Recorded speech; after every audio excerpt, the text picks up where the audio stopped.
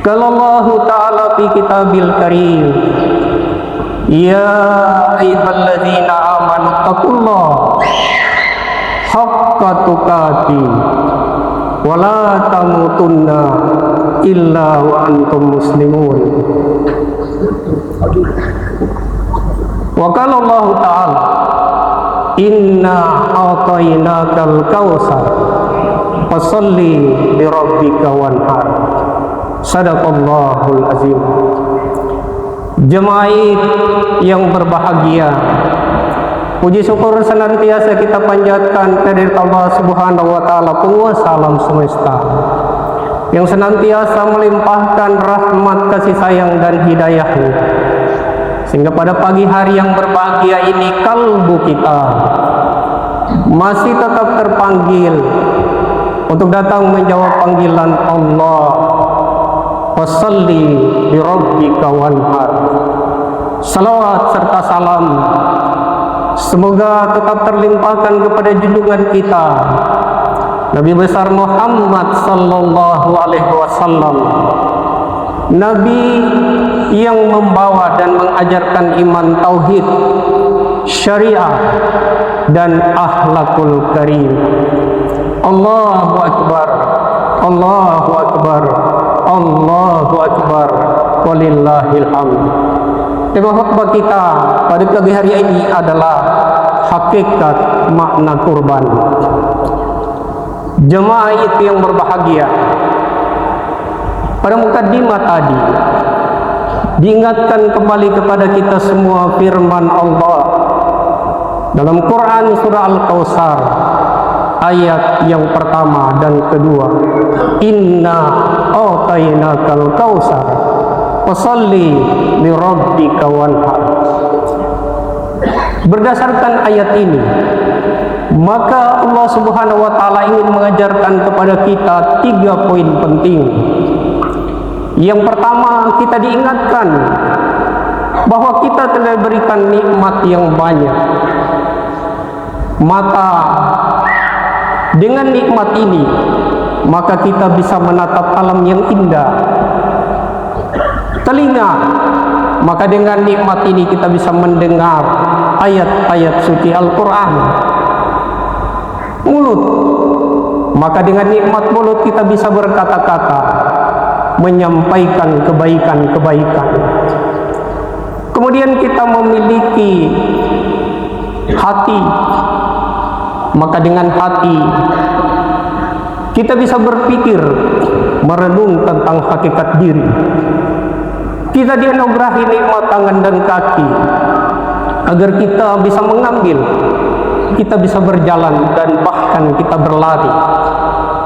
Kita pun dikaruniai oleh kalbu, oleh Allah, sehingga kita memiliki cita-cita, keinginan-keinginan untuk berkembang dengan sebaik-baiknya.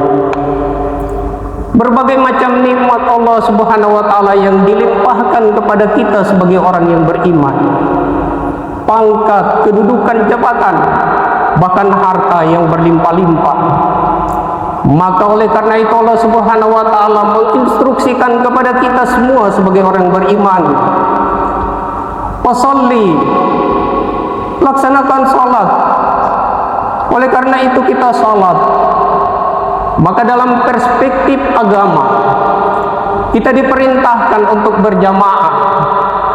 Secara syariat ada imam yang menginstruksi kita, memberikan komando, sehingga kita takbir, kemudian kita ruku, bahkan kita sujud sampai kepada salam. Meskipun demikian, sebagai orang yang beriman, pemahaman tentang pelaksanaan salat tidak cukup hanya di dalam tataran syariat yang kita laksanakan, tapi dibutuhkan pemahaman secara hakikat bahwa salat yang kita laksanakan melibatkan tubuh jasmani ini dan melibatkan tubuh rohani kita. Maka ruh bertindak sebagai imam dan jasmani ini bertindak sebagai makmum. Itulah salat yang dikehendaki oleh Allah Subhanahu wa taala. Salat yang tidak fawailul musallin, salat yang mendapatkan ancaman. karena dia memahami tentang esensi. Jemaah itu yang berbahagia, di dalam pelaksanaan sholat yang kita laksanakan, di samping rukun 13, maka ada satu rukun yang tersembunyi, yaitu yang disebut dengan tumaknina. Tumaknina di dalam makna syariat adalah berhenti sejenak dari satu gerakan salat kepada gerakan berikutnya. Tapi esensinya, tumaknina adalah menyadari bahwa yang sesungguhnya melaksanakan salat adalah bukan diri kita, tapi salat itu dilaksanakan oleh Allah, pemilik salat. Oleh karena itu Nabi SAW diperingatkan oleh Allah, "Qif ya Muhammad, ana rabbaka usalli." Berhentilah engkau ya Muhammad yang menganggap diri engkau yang niat, engkau yang takbir, engkau yang ruku, dan engkau yang sujud dan salam. Tapi kata Allah, akulah yang salat itu, bukan engkau ya Muhammad. Oleh karena itu pelajaran ini menjadi penting bagi kita semua sebagai orang yang beriman, agar ibadah salat yang kita laksanakan tidak kemudian menjadi fawailul lil musallin, salat yang kemudian terancam. Jemaah itu yang berbahagia, kemudian setelah kita melaksanakan salat, kita diperintahkan untuk berkorban. Jemaah itu yang berbahagia, setiap kali kita merayakan Idul Adha seperti pagi hari ini, pasti kita kemudian terkenang kembali pada catatan sejarah dua perilaku, dua pelaku peristiwa sejarah, yaitu Nabi Allah Ibrahim alaihissalam dan Nabi Allah Ismail alaihissalam. Kedua hamba Allah ini telah mencatat peristiwa penting sejarah yang mereka lakoni sebagai orang-orang yang beriman. Ini ditegaskan oleh Allah dalam Quran surah As-Saffat ayat yang 102. Ya bunayya, inni ara fil manam anni asbahuka fanzur maza tara. Wahai anakku, bahwa aku diperintahkan oleh Allah lewat mimpi untuk menyembelihmu, maka bagaimana pendapatmu? Nabi Allah Ismail alaihissalam dengan kerendahan hati menjawab, ya abatifal ma tu'mar satajiduni insyaallah minas sabirin. Wahai ayah, laksanakan perintah Allah itu, niscaya engkau mendapati ananda sebagai orang-orang yang bersabar. Allahu Akbar, Allahu Akbar, Allahu Akbar, walillahil hamd. Pada tanggal 10 Zulhijjah, seperti pada pagi hari ini, maka perintah penyembelihan pun dilaksanakan, ditegaskan oleh Allah dalam firman-Nya, Quran surah Saffat ayat yang ke-103. Falamma aslama wa talalil jabin, tatkala Ibrahim dan Ismail telah berserah diri, Ismail pun sudah dibaringkan, pedang sudah terhunus. Namun bagaimanapun juga Nabi Allah Ibrahim alaihissalam adalah manusia biasa, ayah seorang anak, istri, ayah dari dua orang istri, yaitu Siti Sarah dan Siti Hajar. Hatinya menjerit betapa beratnya ujian yang diberikan Allah kepadanya. Maka dalam pada itu putranya Ismail dapat menangkap suara hati yang dalam dari ayahnya. Kemudian dia berkata, Ismail berkata, ayah, ikatlah kedua tanganku agar aku tidak dapat bergerak sehingga mengganggu engkau nanti menyembelih leherku.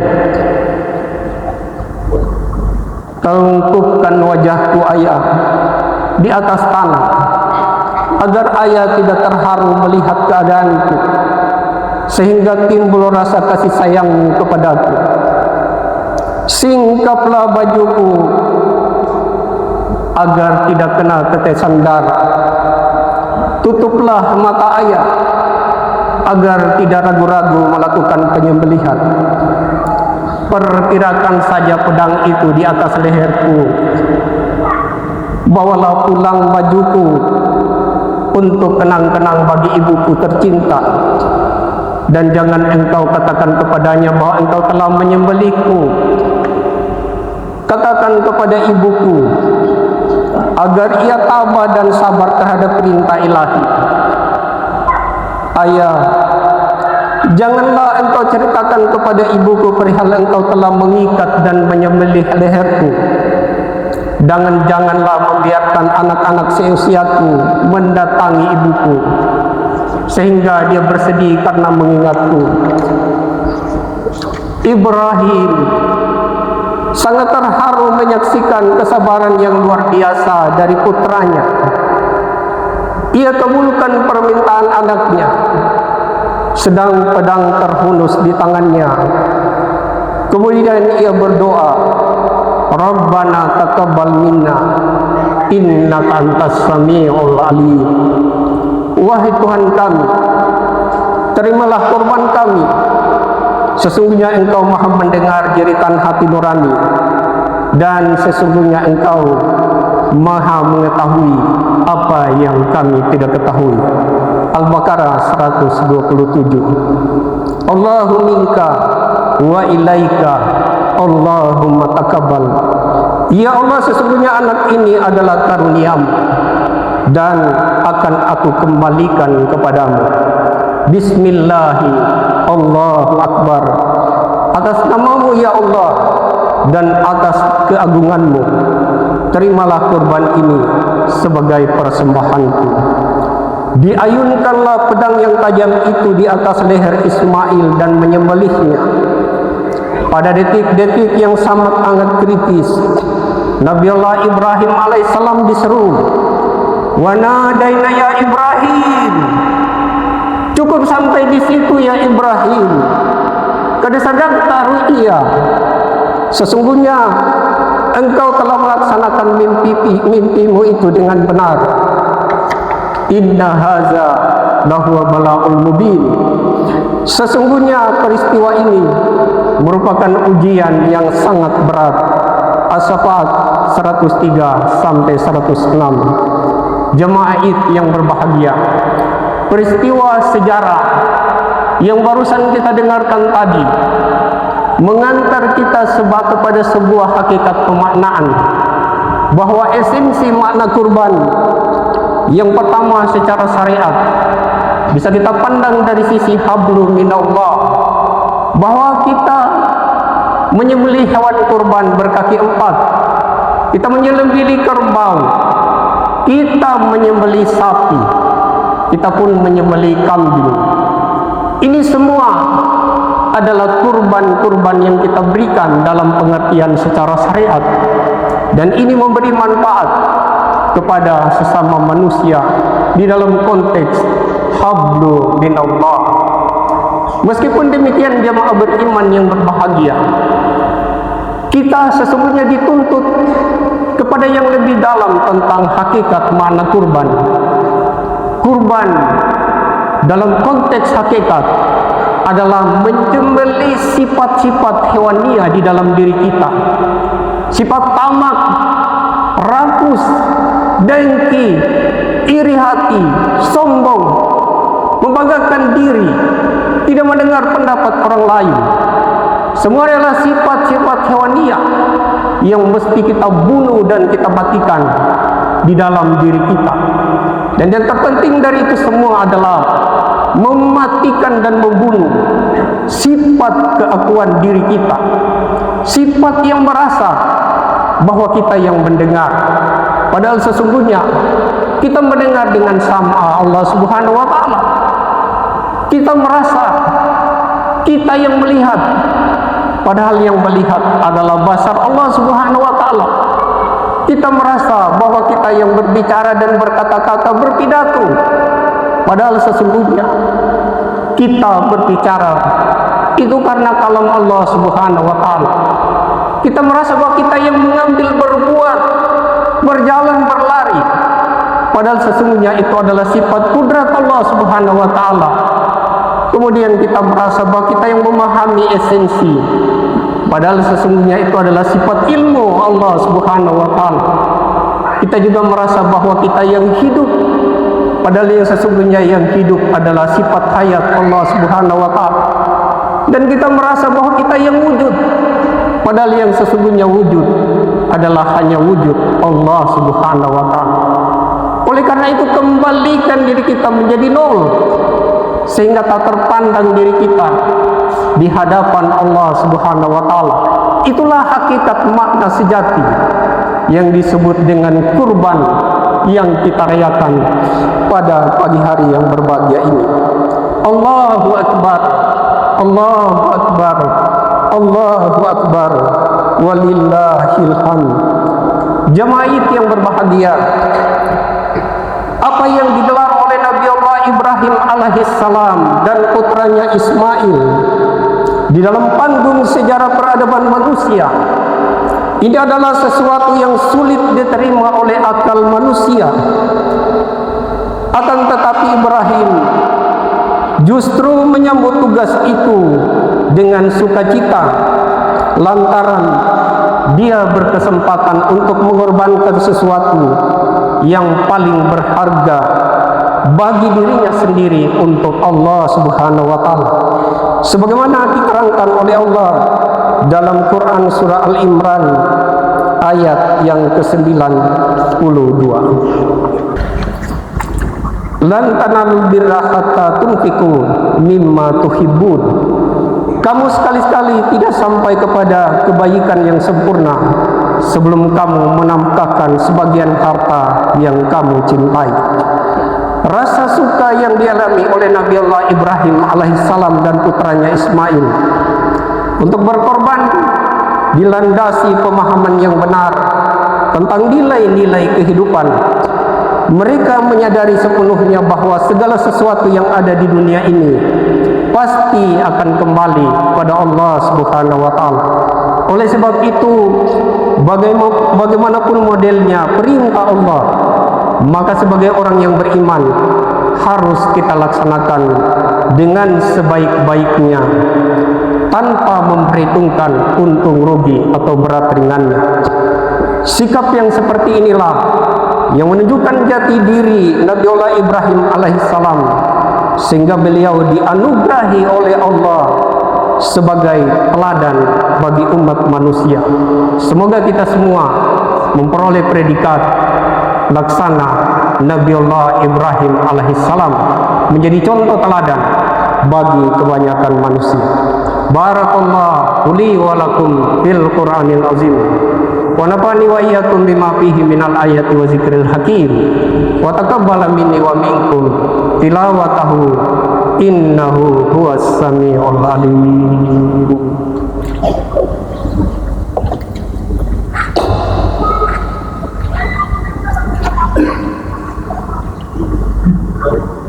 Allahu akbar, Allahu akbar, Allahu akbar, Allahu akbar, Allahu akbar, Allahu akbar, Allahu akbar. Pada khutbah yang kedua ini, khatib mengingatkan kita kembali sebagai sebuah kesimpulan bahwa hakikat makna kurban dapat kita maknai dalam dua dimensi. Dimensi yang pertama adalah dimensi insaniah, dimensi hablum minan nas, bahwa kita berkurban, kita memberikan daging bagi mereka-mereka yang berhak untuk mendapatkannya. Oleh karena itulah, inilah esensi dari makna kurban dalam konteks syariat. Kemudian dimensi yang kedua adalah dimensi ilahiyah, yaitu bahwa kita harus membunuh, mematikan keakuan diri kita. membunuh, mematikan sifat-sifat hewaniah yang ada di dalam diri, semua sifat-sifat yang buruk, dan kita ganti dengan sifat-sifat mahmudah, sifat-sifat yang terpuji dan diridai oleh Allah Subhanahu wa taala. Itulah sesungguhnya hakikat dari makna kurban yang dikehendaki oleh Allah Subhanahu wa taala. Mari kita sama-sama berdoa. Allahumma ya Allah, di saat-saat yang syahdu ini kami bermunajat dengan takbir, tahmid dan tahlil. Sesungguhnya ya Allah, Engkau Maha Pengampun segala kesalahan. Ampuni segala dosa dan kesalahan kami ya Allah, baik yang kami sengaja maupun yang kami tidak sengaja, terang-terangan maupun sembunyi-sembunyi kami lakukan. Allahumma ya Allah, di masa hidup, sisa-sisa hidup kami ini, berikan kami kekuatan ya Allah untuk bisa berbakti kepada kedua orang tua kami, kepada ibu, kepada ayah kami. Jika Engkau telah memanggil keharibaanmu ya Allah, tempatkan mereka pada tempat yang Engkau rahmati dan Engkau ridai. Ya Allah, Engkau Maha Pendidik segala manusia. Jadikan kami orang tua, jadikan kami ayah, jadikan kami ibu yang mampu mendidik putra-putri kami agar mereka semua menjadi anak-anak yang saleh dan salihah. Ya Allah, di sisa-sisa hidup kami ini, limpahi kami ya Allah kemampuan dan kekuatan untuk dapat mengenalmu dengan lebih dekat, sehingga kami mendapatkan kasih sayang, mendapatkan rahmat dan ridha-Mu, menjadi hamba-hamba yang kemudian bersih hati dan kalbu, agar kami kemudian kembali menjadi hamba-hamba yang suci bersih, hamba yang Engkau terima dalam penerimaan rahmat dan ridha-Mu. Amin ya rabbal alamin. Assalamualaikum warahmatullahi wabarakatuh.